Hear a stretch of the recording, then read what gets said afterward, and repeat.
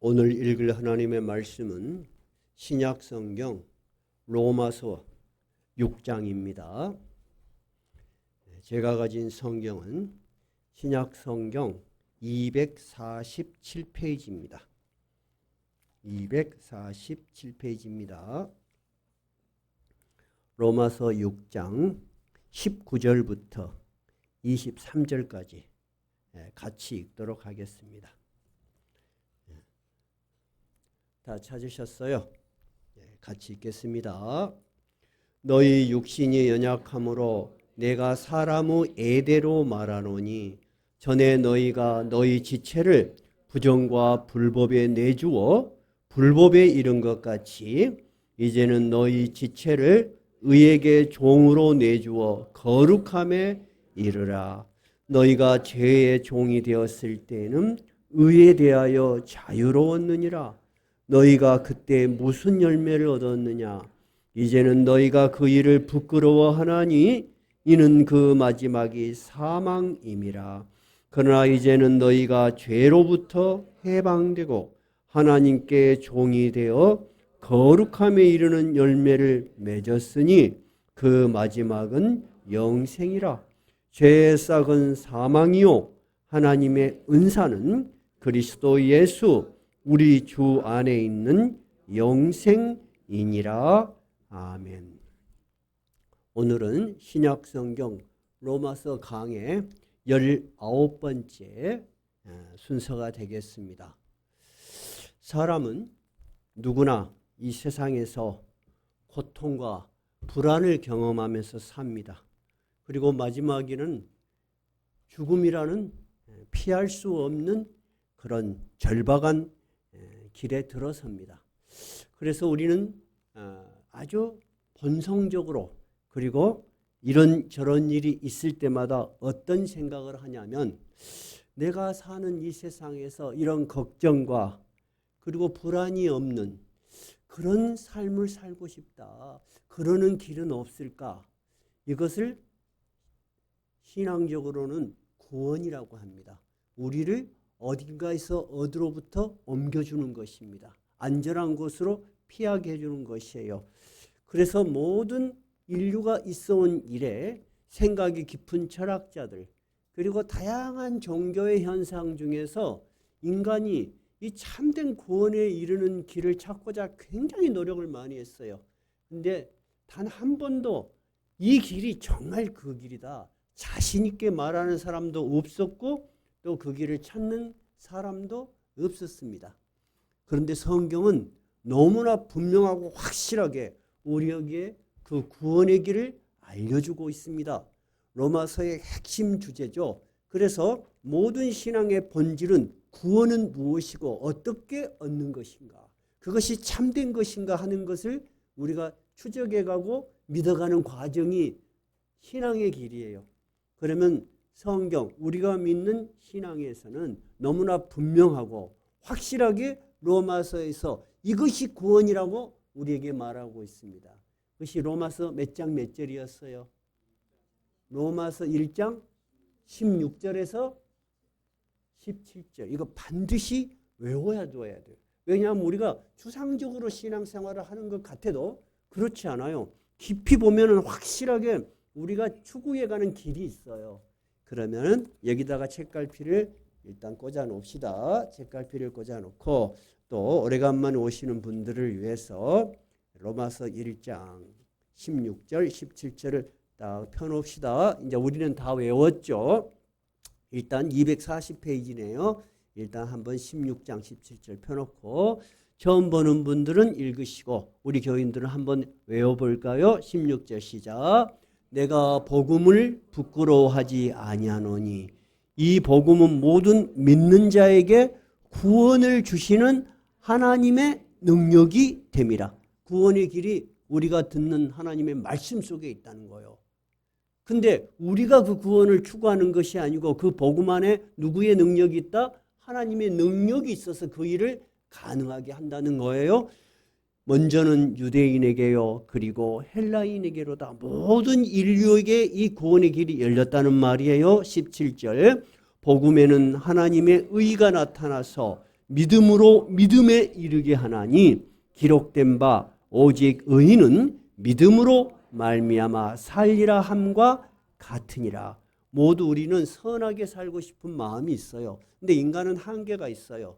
근데 우리 인간이 추구하는 선의 기준이 아니고 하나님의 더 높은 하나님의 눈에서 하나님의 기준에서 하나님이 의롭다고 인정하는 그 의인은 우리가 그 복음을 믿음으로 예수 그리스도를 믿음으로 가능하다는 이야기예요. 그래서 우리 기독교에서 특히 로마서에서 분명하게 우리에게 이야기하는 것은 우리의 구원은 어떻게 있다고요? 오직 예수를 믿음으로 우리가 의롭다고 하나님께 인정을 받고 구원을 얻는 것이에요. 이것을 신학적으로 뭐라 한다 그랬어요? 이신칭의예요. 그런데 이런 말을 들으면 이런 생각이 자연스럽게 떠오른다고 했어요. 아니 사람이 스스로 노력을 해서 선하게 살고 얼마나 선하게 살려고 노력하고 고행도 하고 그러는 것이 많은데 어떻게 예수 그리스도를 믿음으로 아무것도 안 하고 그냥 예수 그리스도를 믿으면 되는 거야? 이해가 빨리 안 되는 거예요. 그리고 어떤 사람은 조롱을 해. 어떻게 조롱을 해요? 그러면 예수만 믿으면 다 되면은 내가 아무렇게 살아도 되겠네? 이런 질문이 자연스럽게 떠오르고 두 번째는 그런 생각으로 기독교를 공격했어요. 그리고 심지어 어떤 이단들은 그렇다고 도덕에 대해서 우리가 윤리에 대해서 그런 거 필요 없다 하고 잘못된 가르침을 줄 수도 있어요. 그렇죠? 근데 바울 당시에 로마서를 쓸 때도 그런 질문과 그런 비웃음이 있었다는 것이에요. 그럼 다시 6장으로 돌아가 봐요. 6장으로. 그래서 이런 질문에 대해서 우리가 예수를 믿으면 그럼 어떤 죄를 지어도 돼? 아무렇게나 살아도 돼? 하는 질문과 비웃음에 대해서 바울 사도는 확실하게 그렇지 않다라고 이야기합니다. 자, 6장 1, 2절 읽어볼까요? 6장 1, 2절 시작. 그런즉 우리가 무슨 말을 하리요? 은혜를 더하게 하려고 죄에 거하겠느냐? 그럴 수 없느니라. 그렇죠? 자, 15절 한번 읽어보세요. 15절. 그런즉 어찌하리요? 우리가 법 아래에 있지 아니하고 은혜 아래에 있으니 죄를 지으리요? 그럴 수 없느니라. 그러니까 예수를 믿는다고 하나님 앞에서 우리가 의롭다함을 받았지만은 그런다고 해서 우리가 마음대로 살아도 되는 것은 절대 아니다는 거예요. 그죠? 그러면 절대 아니다라는 말은 두 가지로 우리가 이해를 해야 돼요. 첫째는 뭐냐면 그러면 너가 예수를 믿었으니까 이제 선한 사람이 되도록 노력해라 하는 이 얘기가 하나 될 수 있어요. 근데 우리가 쉽게 그렇게 이야기할 수 있어요. 우리가 예수를 믿었는데 목사님, 저는 아무리 생각해도 예수를 잘못 믿은 것 같아요. 선하게 살려고 하는데 잘 안 돼요. 그럴 수 있잖아요. 근데 그 이야기를 하는 게 아니에요. 이게 무슨 이야기냐면 네가 진정으로 예수를 믿었다면은 절대 그런 길로 갈 수 없다는 거예요. 그렇게 되지 않는다는 거예요. 상당히 심오한 다른 이야기를 하고 있는 거예요. 근데 왜 우리가 절대 그렇게 될 수 없는가? 그런 결론에 도달할 수 없는가? 하는 것을 로마서 6장에서는 어떻게 이야기를 하는가? 2절 그럴 수 없느니라 2절 읽어봐요. 그럴 수 없느니라 죄에 대해서 죽은 우리가 어찌 그 가운데 더 살리요? 우리가 그 죄 가운데 다시 들어가서 죄를 살 수 없는 이유 중에 하나는 뭐냐면 우리는 예수 그리스도를 믿죠. 예수 그리스도의 어떤 점을 믿습니까, 여러분? 예수 그리스도의 무엇을 믿습니까? 그분이 나를 위해서 하나님의 아들이심에도 불구하고 나의 모든 죄를 용서하시기 위해서, 기억하시지 않기 위해서 십자가에서 나를 대신해서 죽었다는 것을 믿죠?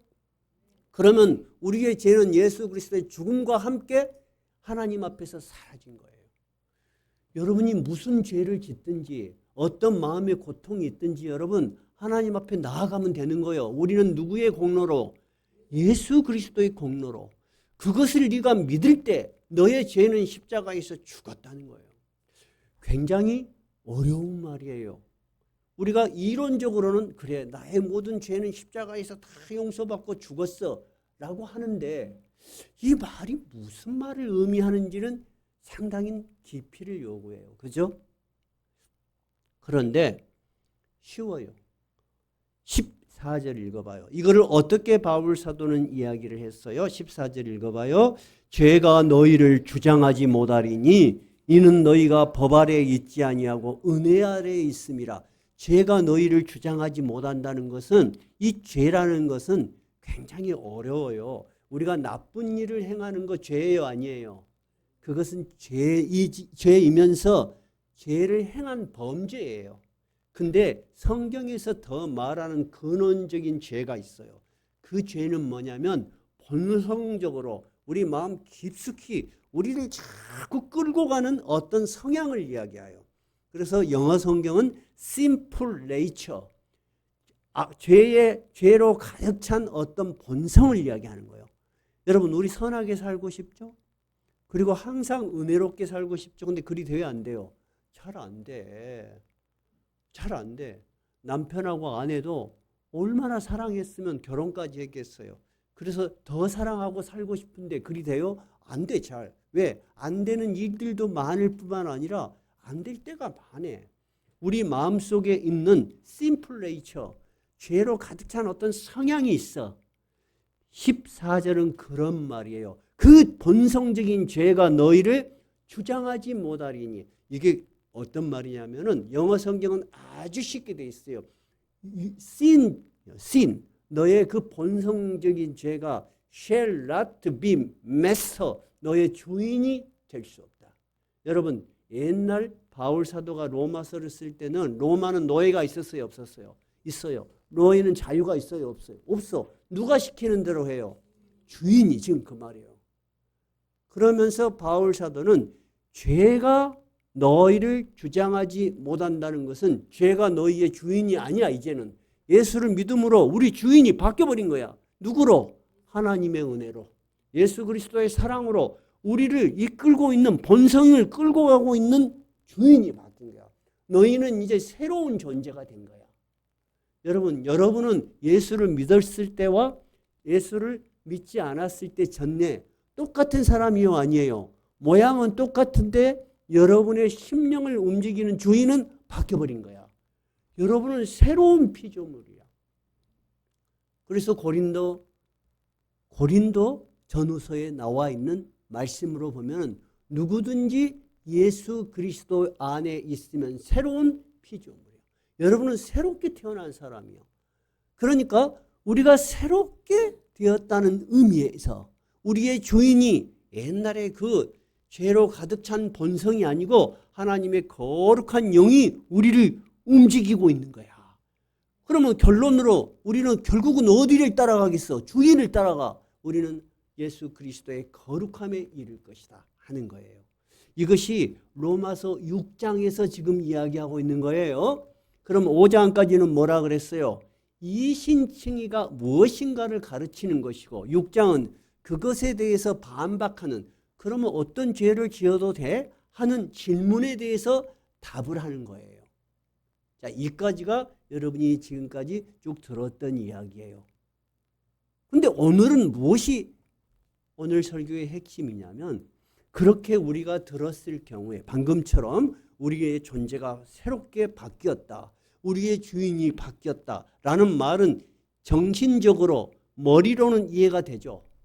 근데 실제로 여러분의 삶에서 여러분이 바뀐 것이 생생하게, 맞아, 나는 바뀐 것 같아 라는 느낌이 확실히 들어요? 약간 애매해요. 어때요, 여러분? 그럼 이거 한번 손을 들어봐요. 나는 내가 확실히 바뀐 존재라는 것이 생생하게 경험이 된다. 1번이에요. 2번, 나는 목사님 말씀은 이해는 되는데 내가 생생하게 경험이 되지는 않는다. 2번이에요. 자, 1번 한번 손 들어봐요.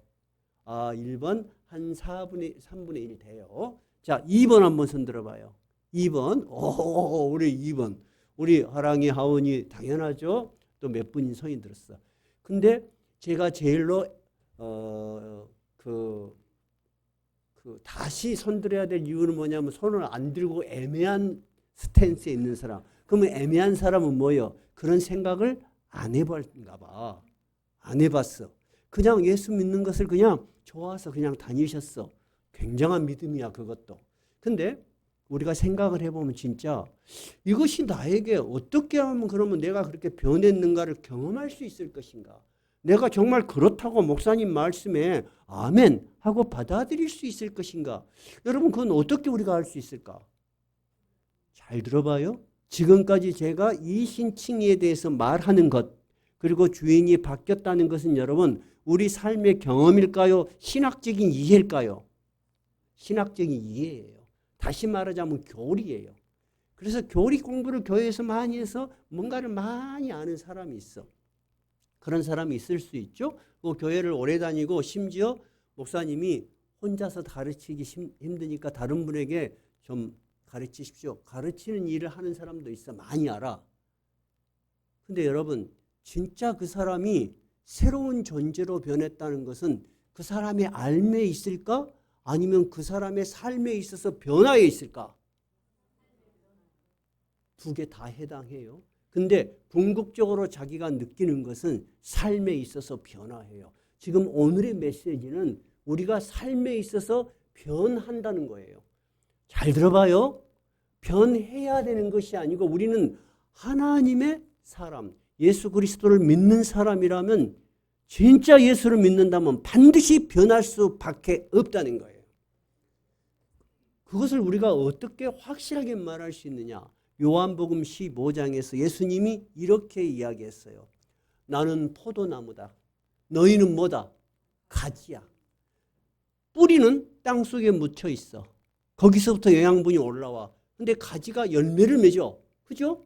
근데 가지가 열매를 맺은 것은 가지의 힘이요. 뿌리부터 올라오는 생명력이요. 뿌리로부터 올라오는 생명력이요. 예수 안에 딱 붙어 있기 때문에 그래. 근데 가지를 잘라버리면 열매를 맺어요? 못 맺어요? 못 맺어. 즉 무슨 말이냐? 믿음이라는 것은 우리의 먼저 지식적인 이해로 오지만은 우리가 누구하고 연합된 거야? 예수 그리스도하고 연합된 것이야. 그래서 주인이 바뀌었다는 거예요. 생명의 근원이 다른 데서 와. 옛날에는 세상의 즐거움과 쾌락 이런 것이 나를 막 움직였어. 돈도 많이 벌고 막 건물도 사놓고 싶고 얼마나 좋아요, 여러분. 세상에서 성공한다는 거 여러분 절대 부정적으로 볼 필요 없어요. 근데 그것이 너무 강렬해서 누구를 잊어버려? 하나님에 대한 걸 잊어버릴 수가 있어. 그래서 막 쌓아나가 그런 것들을. 그러다 어느 날 무너지는 걸 느껴. 그런 경험들도 여러분 많으시죠? 자, 그러니까 오늘 우리가 이야기하는 것은 네가 진정으로 예수 그리스도를 믿는다면 그것이 어떻게 드러나냐? 삶의 변화로 드러난다는 거예요. 근데 삶의 변화가 전혀 없는 사람도 있을 수 있어요. 제가 목회를 해보지만 그런 분도 있을 수 있어요. 근데 자기는 오래 다녀서 많이 아니까 자기가 신앙이 깊은 것으로 착각을 해요. 근데 목회자인 제가 보면은 이 양반은 정말 오래 다니고 예수를 열심히 믿으려고 하는데 뭐가 없어? 삶의 열매가 없어. 그 모습 그대로야. 그런 경우도 많아요.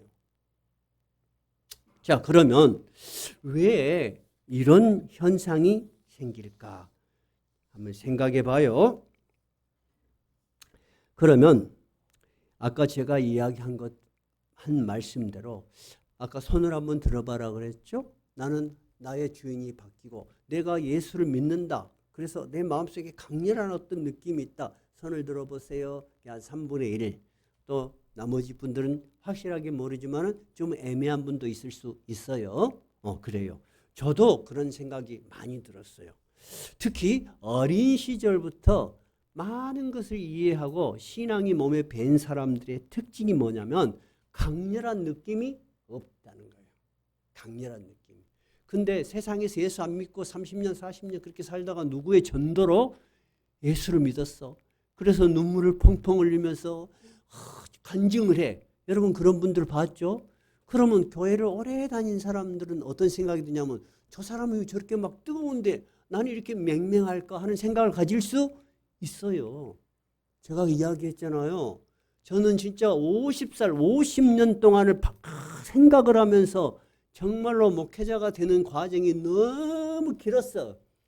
근데 교회 다닌 지 5년밖에 안 됐다는데 막 뜨겁게 신앙이 있어갖고 신학교를 가갖고 막 찬양하고 목회를 막 그리 뜨겁게 해. 그런 사람도 있을 수 있어. 제가 봤을 때 그 사람 신기해 안 신기해? 신기하더라니까. 신기해. 근데 그런 사람들이 꽤 많아요. 이런 차이는 어디서 생길까? 한번 생각해 봐요. 어떤 사람은 뜨거움이 있는데 나는 그것을 남 앞에 말할 수 있는 왜 그런 뜨거움과 열정 그런 게 없을까? 이런 차이는 왜 생길까? 궁금하지 않아요? 여러분 한번 궁금해 보세요. 네, 저도 이런 그 디테일한 정말 그 디테일한 것을 추구해 나가는데 굉장히 관심이 있어요. 왜냐하면 제가 바로 그런 사람이었기 때문에. 그러면은 이런 이해를 하기 위해서는 믿음이라는 것이 어떻게 형성이 되는가를 이해해야 돼요. 아까 우리가 이신칭이라는 건 뭐라 그랬어요? 예수 그리스도를 믿음으로 우리가 구원을 얻고 의롭다함을 받는다 그랬죠. 그러면 아까 이야기한 것처럼 내 마음에 뜨거움이 없는 사람들은 이렇게 생각할 수 있어요. 나는 믿음이 없는가 봐. 저 사람은 굉장히 믿음이 많은가 봐. 그럴 수 있겠죠. 근데 그렇지 않아요. 이제 그러면 우리에게 믿음이라는 것이 어떻게 형성되어 가는 것인가 한번 살펴보도록 해요. 믿음은 먼저 어떻게 생길까요? 믿음이라는 것은 어떻게 생길까요? 네, 일단은 맞아요. 뭔가의 대상이 있어야지 믿거나 말거나 할 거 아니에요. 근데 그 대상은 뭐예요? 누군가가 말을 해줘야 돼. 믿음은 지적인 이해로부터 생깁니다. 하나님의 말씀에 대해서 들어야지 맞아? 틀려? 나는 받아들이겠어? 아니야. 판단을 할 거 아니에요. 그래서 믿음은 여러분 뜨거운 열정으로 생기는 게 아니고 1번 하나님의 말씀에 대한 이해로 생기는 거예요. 그래서 예수님도 제자들에게 어떻게 했어요? 3년이나 하나님의 말씀을 직접 가르쳐 줬어요.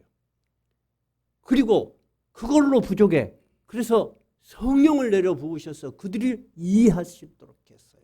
그리고 이 세상을 떠나면서 부탁을 했어요. 뭐라고? 제자들에게 너희는 모든 민족으로 가서 제자를 삼아 그 다음에 아버지와 아들과 성령의 이름으로 세례를 주고 내가 너희에게 가르친 모든 것을 너희들도 가르쳐 지키게 하라. 여러분 먼저 배워야 하는 거예요. 그래서 우리 교회의 특징이라기보다도 힘쓰는 것이 처음 온 교인이라도 바르게 가르치기 위해서 목사가 시간을 내고 장로님들이 따로 시간을 내서 가르치기를 열심으로 하는 거예요. 여러분 가르치는 것이 쉽겠어요? 여러분 안에 열정을 불러일으키는 것이 쉽겠어요? 열정을 불러일으키는 것이 쉬워요. 그래서 지금 현대 교회들의 문제점이 굉장히 음악 위주로 가. 막 드럼을 치고 막 하면은 막 뭐 챙겨. 나도 모르게 막 박수를 치고. 이거 좋은 거예요. 나쁜 거 아니에요. 근데 잘못하면 모래 위에 성이야. 무엇에 대해서 그렇게 찬양하는지는 모르는 거야. 그래서 점점 교회들이 위험한 수준으로 가는 것은 하나님의 말씀의 깊이보다는 인간의 감정이 호소를 하신 거야. 인간의 감정은 여러분 굉장히 빨리 달아올라. 그리고 어때? 냄비같이 식어버려. 요즘 대캐현,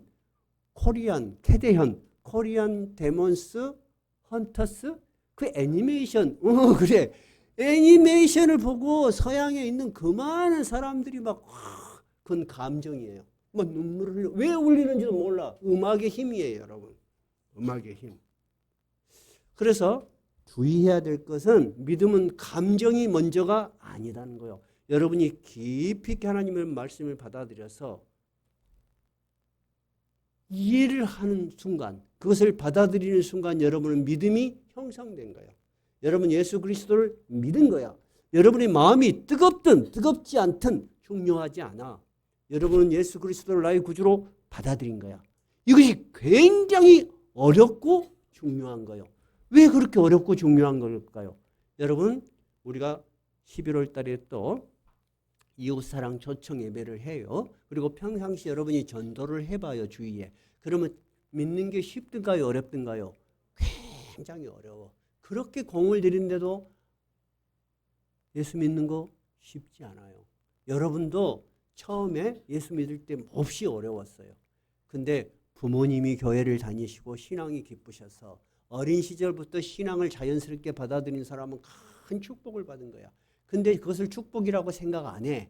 왜? 인간의 본성, 심플 네이처가 있으니까 거부하고 싶은데 어렸을 때부터 받은 것이 나를 족쇄처럼 끌고 가는 것 같아. 하나 이것만 없으면 내 마음대로 살 수 있을 것 같은데 발버둥을 쳐. 그것이 어쩔 수 없어. 그래서 여러분, 첫째는 하나님의 말씀은 말씀에 대한 이해로부터 온다는 걸 이해해야 돼. 근데 어떤 사람은 그 말을 듣고 잘 이해를 했어요. 근데도 뜨거움이 없어.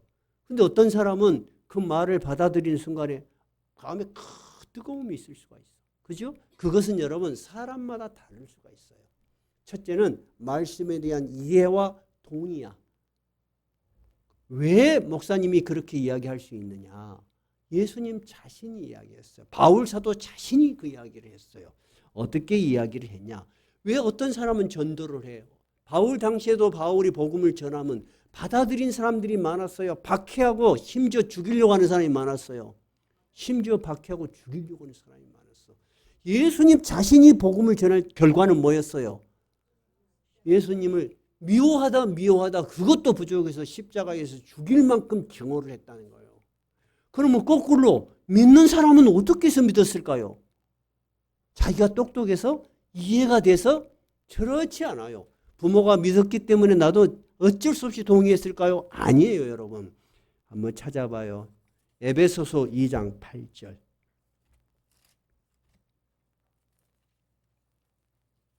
에베소서예요.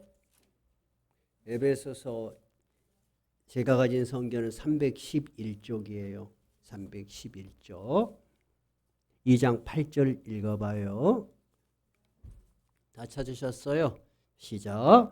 너희는 그 은혜에 의하여 믿음으로 말미암아 구원을 받았으니 이것은 너희에게서 난 것이 아니요 하나님의 선물이라. 행위에서 난 것이 아니니 이는 누구든지 자랑하지 못하게 함으리라. 누가 선물을 준 거라고요? 하나님이 선물을 준 거야. 근데 왜 뜨거움이 없을까? 이것이 선물이라는 생각, 아주 귀한 것이라는 생각을 못하는 거예요. 그렇기 때문에 뜨거움이 없는 거예요. 근데 어떤 사람은 그런 것도 전혀 모르게 살다가 예수 그리스도의 복음을 듣고 보니까 지난달에 내가 살아온 것이 너무 잘못 살아온 것 같아. 하나님의 말씀에 대한 이해와 동시에 감동이 있는 거예요. 근데 어렸을 때 다닌 사람은 감동 이전에 뭐가 생겨버린 거야? 이해가 먼저 생긴 거야. 그러면 이런 사람들에게는 감동이 없을까요? 있어요. 오늘은 그 이야기를 하려고 하는 거예요. 오늘 분명히 에베소 2장 8절에 우리가 예수를 믿은 것은 우리의 능력이나 우리의 지식이나 우리의 선택이나 우리의 의지의 결과가 아니고 누가 우리에게 은혜를 주셨다? 하나님이 은혜라는 것은 아무 이유 없이 선물을 줬다는 거예요. 우리가 예수 믿도록 하나님이 길을 열어주셨어. 그 하나님을 여러분 찬양해야 하는 거예요. 아멘 해야 되는 거예요. 야, 내가 예수를 믿다니 얼마나 귀하냐. 제가 목회자가 되고 나니까 실감을 해요. 실감을. 우리 교회는 하나님의 은혜로 정말 그래도 예수 믿는 하나님을 찬양하고 좋아하는 분들이 많이 모여서 그래도 교회가 모양을 갖추고 우리가 외부의 도움 없이 처음부터 지금까지 자립할 수 있었어요. 근데 저와 함께 개척교회를 했던 그 훌륭한 우리 동기들 10년, 20년 동안 대학 CCC 또는 내비게이터 그런 선교단체에서도 훈련받고 그런 분들이 개척을 했는데 교인이 10명 이상 되는 교회가 거의 없어요. 그분들이 전도 안 할까요? 얼마나 열심히 하겠어요. 여러분 이 세상이 예수 믿는 복은 누구나 누리는 것이 아니에요, 여러분. 그러니까 우리는 감사해야 되는 거예요. 그런 감사가 여러분 우리 마음속에 살아날 때가 있어요. 그래서 고린도전서 12장 3절에서는 이렇게 이야기를 해요. 성령이 아니고서는 예수를 주라고 시인할 수 없느니라. 우리 마음에 뜨거움이 있든 없든 그것은 차체 다음으로 하고 우리의 마음속에 성령이 계시다 안 계신다. 성령이 있어. 성령이 있어서 우리의 지성을 움직여서 거부를 하지 않게 해주셨어. 대부분의 사람은 여러분 거부해요. 그리고 심지어 좀 죄송한 이야기로 제 친구는 제가 이야기하는 것을 두려워하고 싫어해요. 그래서 점점 내가 싫어질 것 같아. 옛날에 제출이가 목사가 아니었을 때는 우리하고 같이 평범한 이야기를 했는데 목사가 되니까 기회만 있으면 전도하려고 하니까 힘이 들어. 왜? 교회를 안 다니고 싶으니까. 나는 더 친구니까 더 많이 관심이 가. 그러니까 나는 좋다고 가. 그러면 지는 더 멀리 가. 그 꼬라지를 내. 여러분 예수 믿는 거 쉬운 거 아니야. 나는 그거를 보면서도 안타까움을 느끼면서도 집에 돌아와서 기도를 해. 하나님 이것은 제 능력으로 되는 일이 아닙니다. 긍휼히 여겨주시옵소서. 은혜를 베풀어 주시옵소서. 여러분 그렇게 기도해야 돼. 여러분의 노력과 여러분의 설득으로 한계가 있어. 하나님이 은혜를 주셔야 되는 거예요. 그래서 여러분의 가진 믿음이 뜨거움이 있든 없든 정말로 소중하고 가치 있는 것이라는 분명한 확신이 있어야 돼. 여러분 이것이 믿음의 시작이야. 이 믿음을 우리에게 주신. 그런데 제가 제 경험을 통해서 또 많은 위대한 신학자들, 그 다음에 목회자들의 경험을 통해서 이렇게 이성적으로는 이해를 했는데 가슴이 뜨겁지 않던 어떤 사람이 어느 시간에 하나님의 말씀을 읽으면서 전에는 그냥 읽었던 하나님의 말씀이 갑자기 자기가 마음에 확 와 닿아. 그러면서 그 말에 이해가 확 되면서 내가 이렇게 살지 못했다는 것에 대해서 굉장히 부끄러움을 느껴. 오늘 로마서에서 뭐라고 이야기해요? 자, 로마서로 다시 돌아가 봐요. 로마서 21절 읽어봐요. 21절. 너희가 그때 무슨 열매를 얻었느냐? 이제는 너희가 그 일을 부끄러워하나니 이는 그 마지막이 사망입니다. 하나님 말씀을 읽으면서 내가 하나님을 그렇게 오랫동안 믿어왔고 내가 어린 시절부터 믿어왔고 내가 예수를 믿는다고 하면서 내가 정말 잘못 살았구나 하는 것을 어떤 말씀이 크게 오면서 내 마음에 와 부딪혀. 그러면서 깊은 눈물을 흘리면서 회개를 해. 그러면서 우리 마음속에 가졌던 많은 이해가 감동으로 바뀌어. 그것이 이제 에너지가 되는 거예요. 이제. 이런 것을 여러분 회심이라고 하는 거예요. 한번 따라해 보세요. 회심. 회심은 뭐냐면 이제는 이해가 아니고 인생의 방향을 확실히 바꾸는 거야. 맞아. 이것이 진짜 진리였구나 하고 내가 전에는 이쪽도 좀 쳐다보고 살다가 이제 그쪽이 싫어. 나는 이쪽으로 살 거야 하고 방향을 바꾸는 거예요. 그런데 위대한 신학자들, 신앙의 거두들 중에 이런 회심을 기록이 굉장히 많아요. 그것은 다음에 한번 이야기할 거예요. 그래서 우리가 늘 하나님의 말씀을 가까이 하는 게 중요해요. 그런데 하나님의 말씀을 내가 읽을 때도 은혜가 되겠지만 주로 예배 중에 하나님의 말씀을 드릴 때 큰 울림이 있어요. 그렇죠? 그러면서 우리가 그 하나님의 말씀을 들으면서 자연히 뭐가 우러나요? 찬송이 우러나오고 그 말씀에 대해서 우리가 기도를 해. 그래서 하나님의 말씀을 읽으면서 드리는 기도가 가장 깊은 기도를 할 수 있어요.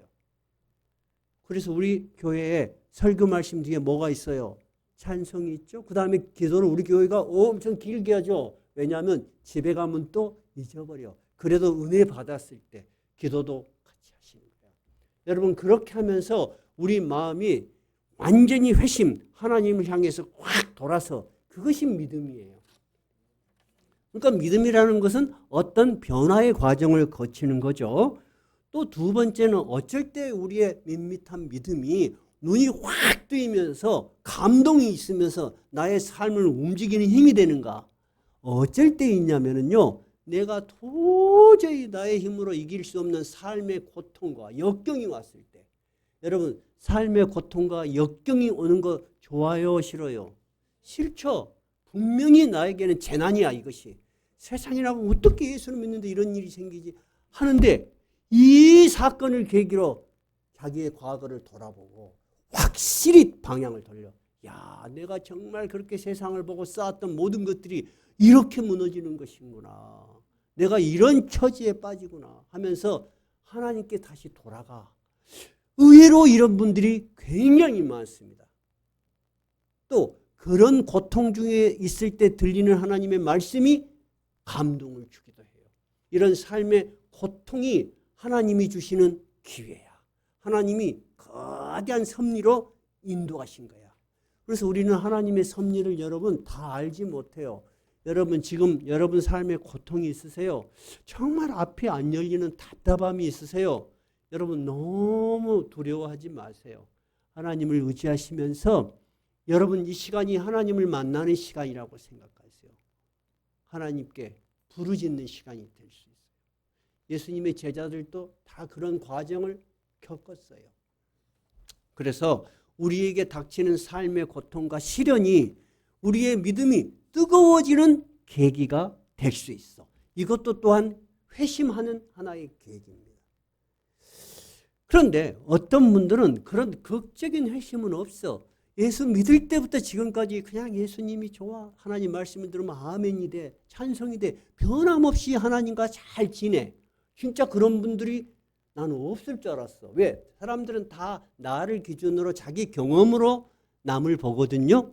나는 어렸을 때부터 주일학교 다니면서 저요 제일 많이 하고 퀴즈 뭐 상을 쓸고 다녔어. 옛날에는 여수회가 독립된 노예가 없고 여수 순천이 하나의 이렇게 노예였어요. 제가 제1교회 출신이잖아요. 그럼 순천까지 어렸을 때 성경 고사대회 막 가갖고 상도 받아갖고 막 그랬어. 근데도 내 마음속에 자라나면서 막 그런 강렬한 뜨거움이 없는 거야. 나 고민이 안 됐겠어. 예. 그래서 나는 다 그런 줄 알았어. 그래서 전에 한번 내가 손을 들어봐라 그랬어요. 나는 예수를 믿을 때부터 지금까지 큰 시련 없이 항상 예수님이 좋고 변함없이 나는 이 신앙의 길을 걸어왔다. 손 한번 들어보세요. 그러니까 의외로 몇 분이 있어. 나 그래서 너무 귀해서 그분들 이름을 기억해놨어. 말은 안 할래요. 그런 사람도 있을 수 있어요. 자, 그러면 여러분 지금부터는 손을 들 거예요. 우리 교회 설교의 특징은 뭐냐? 자기 스스로가 생각하고 판단을 해야 돼. 왜냐하면 신앙은 목회자의 말 속에 있는 것이 아니고 내가 받아들여서 나의 길 속에 있는 거야. 그죠? 자, 그러면 세 가지 길을 한번 선택해 봐요. 나는 그냥 1번은 그냥 밍밍한 채로 그냥 주일 되면 왔다가 바쁜 일 있으면 안 오고 또 어쩌면 오고 그런 길을 계속하고 싶다. 1번이에요. 2번, 나는 하나님의 말씀을 통해서 크게 감동을 받은 적이 있다. 그래서 신앙이 확 변한 경험이 있다. 또는 그렇게 되고 싶다. 2번이에요. 3번은 뭐냐면 나는 이렇게 그냥 열심히 살다가 어느 날 큰 역경을 당해서 그런 경험을 한번 해보고 싶다. 나도. 그 3번이에요. 4번은 나는 예수 믿을 때부터 지금까지 변함없이 앞으로도 변함없이 하나님과 가까이 그런 복을 누리며 살고 싶다. 1, 2, 3, 4예요. 사지선다요. 1번 나는 그냥 대충 이렇게 살고 싶다. 한번 손 들어보세요. 이거는 분명히 없네. 2번 좋아. 나는 하나님의 말씀을 읽을 때 어느 순간 강렬한 느낌이 있어서 크게 변한 적이 있고 앞으로도 그런 계기가 있기를 바란다. 2번.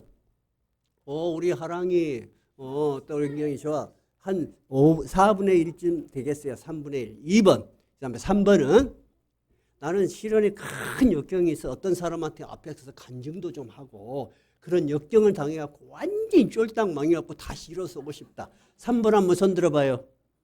그건 또 없네. 좋아요. 4번 나는 그냥 예수 믿을 때부터 하나님 잘 섬기고 하나님 나라 갈 때까지 변함없이 하나님과 가까이 지내고 싶다. 4번. 그래요. 여러분 어떤 모습이든지 여러분 예수를 믿고 예수를 나의 구주로 시인했다면 여러분 하나님 앞에서 의로운 자고 하나님이 결국은 어떤 변화의 모습을 주든지 하나님의 나라에 들어가게 하실 거예요. 근데도 분명한 것은 여러분은 삶의 열매가 있어야 해요. 그 삶의 열매가 있을수록 누가 좋아요? 당사자가 좋은 거야. 그러면 실제로 그 삶의 열매들은 무엇일까? 한번 찾아봐요. 우리 갈라디아서 한번 찾아볼 거예요. 오늘 여러분 안 찾아봐도 될 것 같아요. 주보에 제가 적어놨어요. 갈라디아서 5장 19절이에요. 갈라디아서 주보 안에 제가 적어놨어요. 주보 안에 봐보세요. 왜냐하면 주보를 가지고 가실 거니까요. 5장 19절. 자, 우리가 예수 그리스도를 몰랐다면 어떤 열매를 맺는가? 우리가 어떤 상태로 변하는가? 19절부터 읽어봐요.